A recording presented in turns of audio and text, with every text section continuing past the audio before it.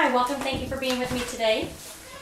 As I read recently in the textbook entitled Introduction to Teaching by Kochak and Egan, Joseph Mazziello, who was the 2011 Delaware Teacher of the Year, said this of teaching, quote, "I became a teacher because I believe that teaching is one of the few careers that you can wake up each morning and you can change the world," unquote.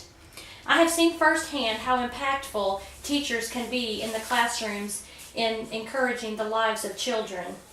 Over the last 6 years, I've been employed at Boynton Elementary School as an assistant teacher.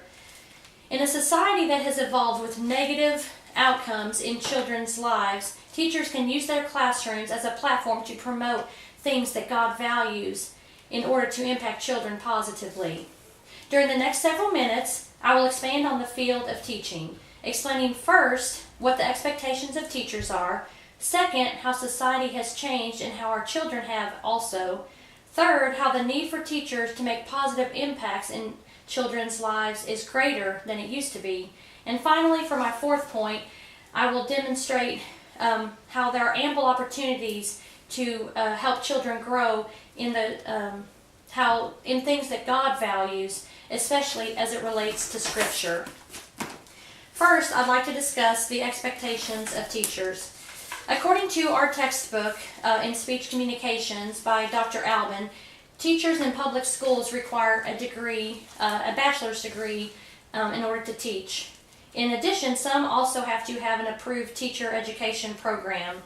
Teachers also must be able to communicate with their students, encouraging trust and confidence in them, and also meeting their academic and emotional needs. In most lower grades, like elementary school, teachers usually teach many subjects throughout the day in one classroom, whereas middle and high school teachers are specialized in one subject and teach many classes throughout the day in that subject. Teachers today in society often have a wide diversity in their classroom, whether it be racial, religious, or ethnic backgrounds. Teachers also work over 40 hours a week a lot of times in their classroom, in addition to working outside the classroom. Next, let's take a look at our society and how it has changed, and so have our children. According to the textbook Introduction to Teaching by Kochak and Egan, the divorce rate has quadrupled since 1978, or just between 1978 and the year 2000. This leaves 1 in 4 children living only with their mothers, another 5% only with their fathers, and 4% living with neither parent. In addition, the textbook also informed me that 15 million children are considered latchkey kids, which means they come home after school to an empty house or apartment every day. These changes that have occurred in our society have caused our children to need a nurturer more than ever. So let's now take a look at exactly how these changes affect our children. In the textbook by Kochak and Egan, several things are listed. First, high school students, many of them have already experienced with illegal drugs, alcohol, marijuana, and even weapons. 6% of students in a survey had attempted suicide within the year that they were surveyed, and 14% had admitted that they seriously contemplated committing suicide.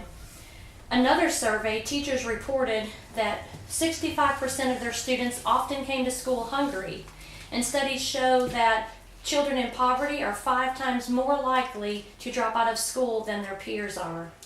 With these negative impacts on children's lives, teachers can provide a positive atmosphere and loving environment to encourage students in a Christ-like manner. Finally, let's look at how teachers can nurture these children as it relates to Scripture and the things that God values. First, God values compassion. In Matthew 19:14, Jesus tells his disciples, "Let the children come to me. Do not hinder them, for the kingdom of heaven belongs to such as these." So he has compassion for children, and being there for children who may be less fortunate or may have special needs, and helping them in their times of trouble are all ways to show children that you value them just as God does. God also loves children. He values the love that we have for them. In Ephesians 4:2, Paul reminds us to bear with one another in love. And loving the children in your classroom or in a classroom by hugging them, offering a smile if they appear to be sad, or just being there for them are all ways that teachers can display the values that God has in the lives of children. God also values our hospitality toward children. In Romans 12:13, Paul is telling the Romans to share with those who are in need and show hospitality. Showing children that they are welcomed and wanted in a classroom shows them the same things that God values, and being hospitable toward them. God also values our impartiality toward children. Acts 10:34, Paul reminds us that God does not show favoritism. And in a classroom with such diversity that teachers experience today, it is important that teachers display this impartiality and not show favoritism to any students. Summing up, as I have just explained, there are many negative things facing children in our society today, and while there are many expectations of teachers, they can make an impact in children's lives by promoting godly values and showing compassion to children and loving them in a Christ-like way.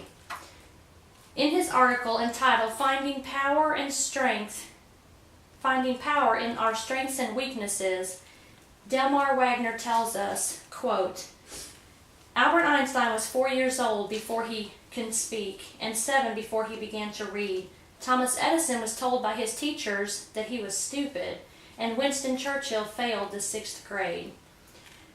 Beethoven's music teacher said of him that as a composer he was hopeless, and Walt Disney was fired by his editor for doodling too much and not having any good ideas, unquote. These individuals strived to focus on their strengths instead of their weaknesses, and as a teacher who is promoting godly values, they can encourage children to lean on their strengths instead of their weaknesses. God calls all of us to love one another, especially children. However, teachers have the perfect platform to promote things that God values and love children in our world today. Thank you. I thought that